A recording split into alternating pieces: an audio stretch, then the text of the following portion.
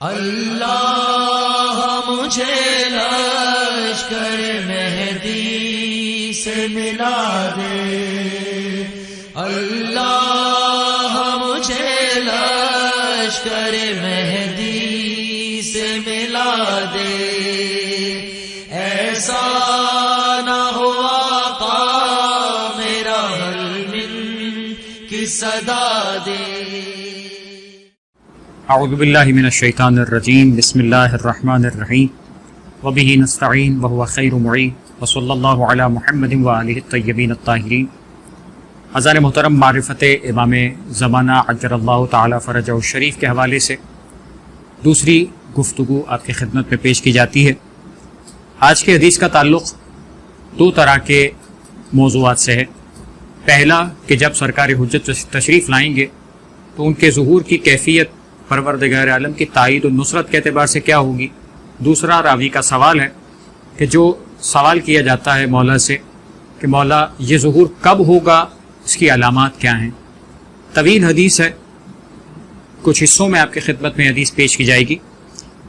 حدیث کا آغاز اس طرح سے ہوتا ہے کہ پانچویں امام فرماتے ہیں کہ قائم آل محمد ہم میں سے ہیں، یعنی ہم اہل بیت میں سے ان کا تعلق ہے، اور قائم آل محمد یعنی سرکار سید الشہداء علیہ الصلوۃ والسلام کی نسل سے پانچویں امام کی اس جملے کی تائید کے اعتبار سے کہ یہ جو سلسلہ امامت امام حسین علیہ الصلوۃ والسلام کے حوالے سے جاری ہوا، اسی سلسلے سے قائم آل محمد بھی تشریف لائیں گے۔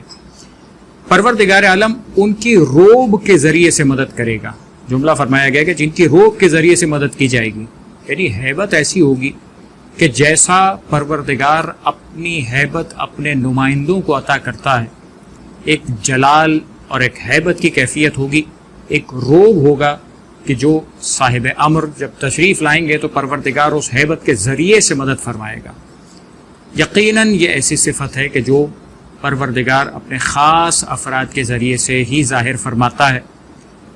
پروردگار عالم ان کی نصرت فرمائے گا، ان کی نصرت کے ذریعے سے تائید فرمائے گا، یعنی ان کے جو انصار، ان کے مددگار، ان کے لیے جو انتظام ہوگا مدد کا، ایسا ہوگا کہ جس کے ذریعے سے پروردگار تائید کرے گا کہ ہاں واقعاً یہی حجت خدا ہے، یہی وہ ہے کہ جسے پروردگار عالم نے زمین میں عدل و انصاف کے لیے بھیجا۔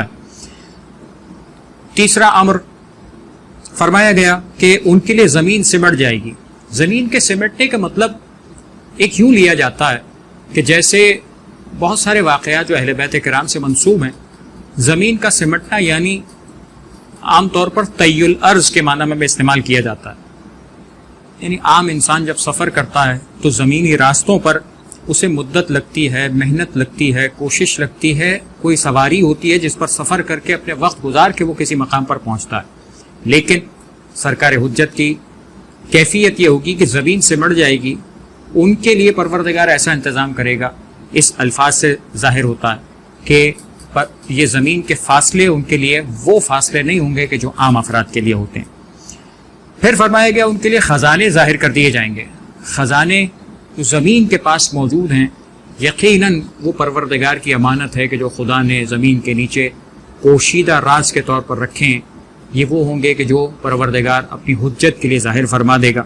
یہ خزانے ان کے لیے ظاہر کر دیے جائیں گے، اور مشرق سے مغرب تک ان کی حکومت ہوگی، یعنی پروردگار جب ان کے حکومت کو قائم فرمائے گا اور ان کا جب عدل و انصاف کا زمانہ آئے گا تو ایسی حکومت ہوگی کہ جو مشرق سے مغرب تک یعنی پوری دنیا میں سرکار حجت کی حکومت کو قائم فرما دیا جائے گا۔ اور یہ وہ وقت ہوگا کہ جس کے لیے پروردگار کہتا ہے، قرآن مجید میں بھی اشارہ فرمایا گیا ہے کہ ان کے ذریعے خدا اپنے دین کو تمام ادیان عالم پر غالب کر دے گا، چاہے یہ بات مشرکوں کو کتنا ہی ناگوار کیوں نہ گزرے۔ بس یہ وہ تائید ہے کہ جو سرکار حجت کے لیے پروردگار عالم انتظام فرمائے گا، اور ان کے ذریعے سے یہ خدا کا وعدہ پورا ہوگا۔ زمین پر جہاں بھی خرابہ ہوگا اسے آباد کر دیا جائے گا، یعنی زمین کی وہ کیفیت کہ جہاں پر پروردگار عالم کی اس زمین کو خراب و برباد کر دیا گیا، انہیں پروردگار عالم سرکار حجت کے ذریعے سے آباد کر دے گا۔ اس وقت حضرت عیسیٰ علیہ السلام کو پروردگار بھیجے گا اور وہ آپ کے پیچھے آ کر نماز پڑھیں گے۔ بس یہ وہ سلسلہ ہے کہ جو روایت کا پہلا حصہ بیان کیا گیا۔ یہاں پر راوی سوال کرتا ہے کہ فرزند رسول وہ قائم جو آپ کی نسل سے قائم ہیں وہ ظہور کب فرمائیں گے، اب نشانیوں کا سلسلہ ہے جو اگلی نشست میں آپ کی خدمت میں پیش کیا جائے گا۔ وصلی اللہ علی محمد وآلہ الطاہرین۔